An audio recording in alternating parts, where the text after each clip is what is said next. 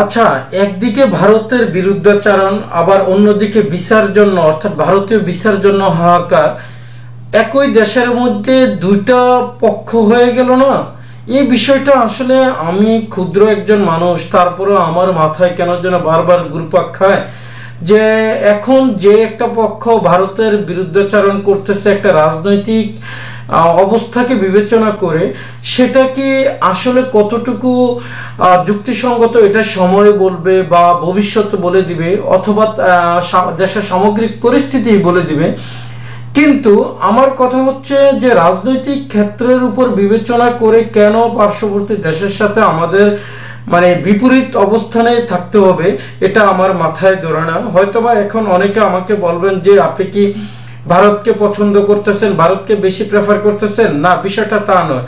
যদি এটাই হয় তাহলে তো এটাও বলা লাগে যে 1971 সালেও তো পাকিস্তান বাংলাদেশের সবচাইতে বেশি দুশ্মন ছিল। সে পাকিস্তানকে তাহলে কিভাবে আবার বাংলাদেশের বন্ধু হয়ে যায়?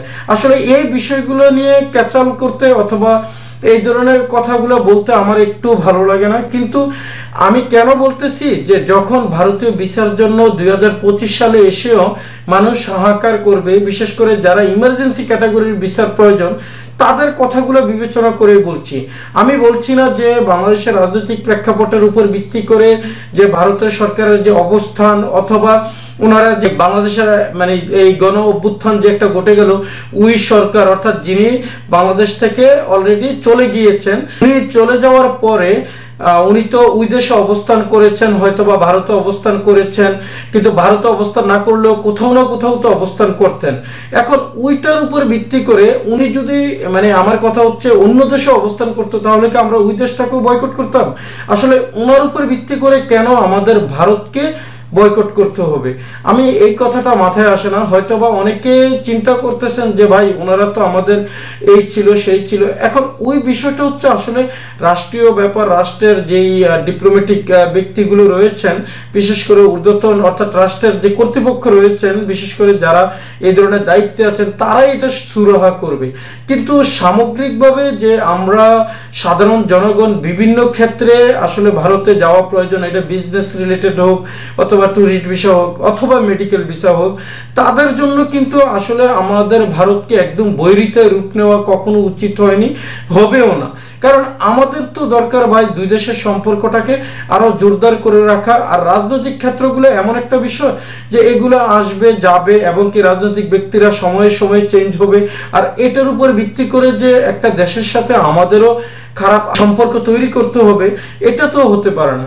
তবে আমি যাই হোক, আমি কিন্তু কোনো আবার বললেন না যে ভাই আপনি কি ভারতের পক্ষপাতিত্ব করতেছেন, পাকিস্তানের বিপক্ষে আছেন, না, এরকম বিষয় না। আমি চাই যে সকল দেশের সাথে আমাদের ভালো সম্পর্ক তৈরি হোক, এবং কি আমরা উন্নয়নশীল দেশ, আমাদের উন্নয়নশীলতাকে এটাকে যদি ধারাবাহিকতা বজায় রাখতে চাই, তাহলে অবশ্যই আমাদের যে পার্শ্ববর্তী দেশ এবং উন্নত দেশগুলো আছে অথবা উন্নয়নশীল অন্যান্য যে দেশগুলো আছে, তাদের সাথে আমাদের একটা গুড রিলেশন বজায় রাখতে হবে।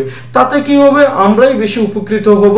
তবে আমাদের যে বিষয়গুলো আছে, সামগ্রিক বিষয়গুলো, এগুলো হয়তোবা আমাদের ক্ষুদ্র মস্তিষ্কে, বিশেষ করে আমার মতো মানুষ যারা, তাদের হয়তো ক্ষুদ্র মস্তিষ্কে ধরা পড়বে না।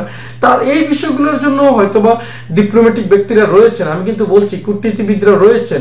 কিন্তু এই স্বাভাবিক যে বিষয়গুলো, যেমন ভিসা সংক্রান্ত বিষয়, এটা সেটা, এগুলো নিয়ে কিন্তু আমরা যখন হতাশায় থাকি, তখন কিন্তু অবশ্যই সেই বিষয়টা আমাদেরকে আরো বেশি কষ্ট দেয়। তাই জন্য আমি বলবো যে আসলে পার্শ্ববর্তী দেশগুলোর সাথে ভালো সম্পর্ক রাখা আমাদের সবারই দরকার, বিশেষ করে আত্মীয় স্বজন যেহেতু অনেকেরই রয়েছে ওই দেশে, সেই দৃষ্টিকোণ থেকে আমি এই কথাটা বলছি। ওকে বন্ধুরা, ভালো থাকবেন।